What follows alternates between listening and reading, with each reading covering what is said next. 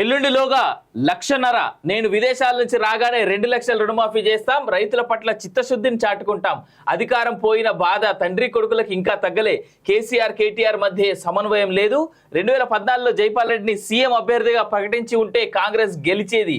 Parliament తలుపులు మూసి తెలంగాణ బిల్లును pass చేయించడంలో ఆయనదే కీలక పాత్ర. అప్పటి స్పీకర్ మీరా కుమార్ ను ఒప్పించారు.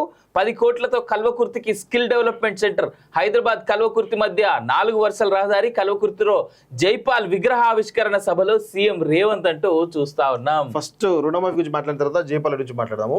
సో మొత్తానికి అయితే మరొక ఫేజ్ 1,00,000 అనేది కూడా అంటే నాది 1,00,000 నాకు తెలిసి ఇంకొక 10,000 కోట్లు 15,000 కోట్లు అయ్యే అవకాశం ఉన్నది. కానీ ఎట్లా వీళ్ళు ఆ ఖజానా నింపుతున్నారు సో అనేది చాలా ఇంట్రెస్టింగ్ కనబడతా ఉంది.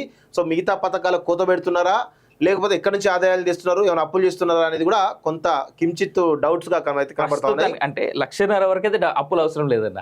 ఆ 2 లక్షల రుణమాఫీ దానికోసం మాత్రం ఖచ్చితంగా 10,000-15,000 కోట్లకు అవసరం పడుతుంది. నాకు తెలిసి దాని గురించే నాకు ఆల్రెడీ ఇవన్నీ పోగు చేసే ఉంటాడు, ఏదో విధంగా చేస్తున్నాడని అనిపిస్తుంది. కానీ చాలా రకాల ఇబ్బందులు, టెక్నికల్ ఎర్రర్స్ ద్వారా వేలాది మంది రైతులు ఇబ్బందులు పడతా ఉన్నారు. దయచేసి నేను రేవంత్ రెడ్డి గారికి అదేవిధంగా బట్టి విక్రమార్క గారికి విన్నవి చేస్తున్నాను. దయచేసి చాలామంది రైతులు లక్షలోపు ఉన్నటువంటి రుణాలు ఉన్నటువంటి రైతులు వేలాది మంది ఇంకా రుణాలు క్లెయిమ్ కాక చాలా ఇబ్బందులు పడుతూ ఉన్నారు.